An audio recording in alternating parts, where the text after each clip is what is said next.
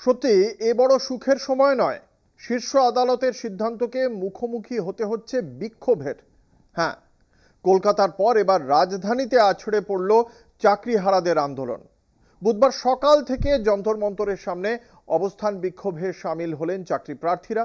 ইতিবাচক ফল না মিললে আমরণ অনশনের হুঁশিয়ারি দিলেন সুপ্রিম নির্দেশে এসএসসির যোগ্য চাকরিহারাদের একাংশ। আন্দোলন জোরদার করতে আগামী দিনে নেওয়া হয়েছে একাধিক কর্মসূচি। ধর্ণা মঞ্চ থেকে প্রধানমন্ত্রী রাষ্ট্রপতির হস্তক্ষেপেরও দাবি জানানো হয়েছে।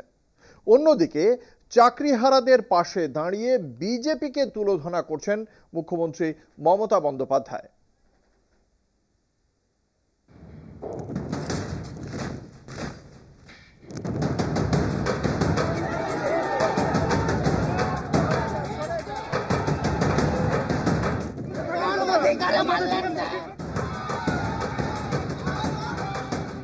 নিজেদের কষ্ট যন্ত্রণার কথা দেশবাসীর কাছে পৌঁছে দিতে রাজধানীতে হাজির চাকরিহারাদের একাংশ।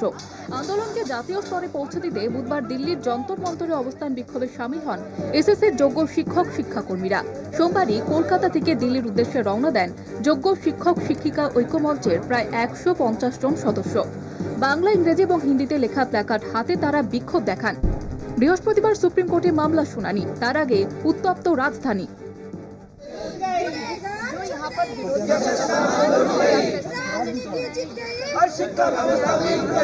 দুর্নীতির বিরুদ্ধে সরব হয়েছেন যোগ্য চাকরি প্রার্থীরা।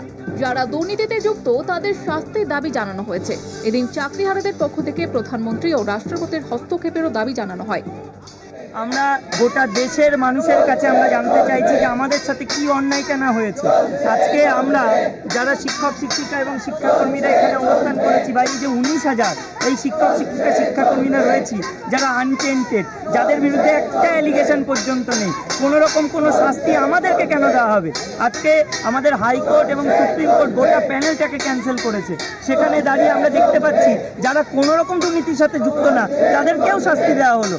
আমরা চাইছি যেসব অথরিটি এবং যেসব নেতা মন্ত্রীরা আজকে টাকা খেয়ে চাকরি দিয়েছিল তাদের যেন উপযুক্ত শাস্তি হয়, তাদেরকে মৃত্যু দেওয়া হয়, এবং যারা টাকা নিয়ে চাকরি পেয়েছে, টাকা দিয়ে চাকরি পেয়েছে, তাদেরকেও যেন উপযুক্ত শাস্তি দেওয়া হয়।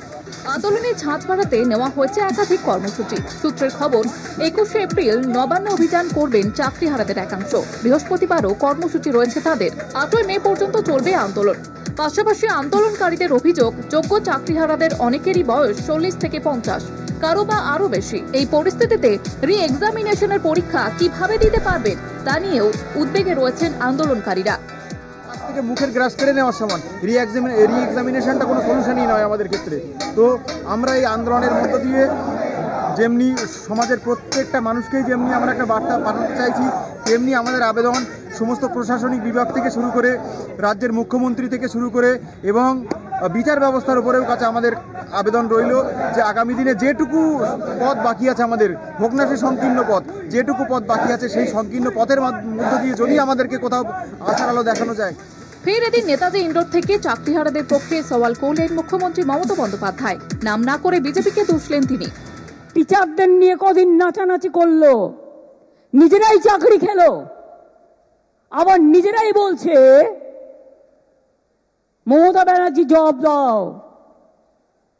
আমি বলি, তোমরা একুলেও আছো, কুলেও আছো, সব কুলেও আছো, তোমরা টিচারদের চাকরি কেন খেলে? তোমাদের লজ্জা হয়নি? ত্রিপুরায় বলেছিলে বিজেপি গভর্নমেন্ট আসার পরে চাকরি ফেরত দেবো, আজ পর্যন্ত দিয়েছো, 7 বছর হয়ে গেছে। বরঞ্চ তারা যখন গেছিল তাদের মাথা মেরে ফাটিয়ে দিয়েছো। ইউপিতে 69,000 টিচারের চাকরি গেছে। যোগী বড় বড় বাত কর রহা হ্যায়। সুপ্রিম রায়ে চাকরি গিয়েছে 25,753 জন শিক্ষক শিক্ষাকর্মীর। যোগ্যতা সত্ত্বেও চাকরি বাতিলের সিদ্ধান্ত মেনে নিতে পারছেন না চাকরিহারাদের একাংশ। একটানা অনশনে সমাধান সূত্র না মিললে আমরণ অনশনের হুঁশিয়ারি দিয়েছেন আন্দোলনকারীরা। রাজধানীর বুকে চাকরিহারাদের সংগঠিত আন্দোলন কতটা প্রভাব ফেলে এখন সেটাও দেখার। কলকাতা টিভি।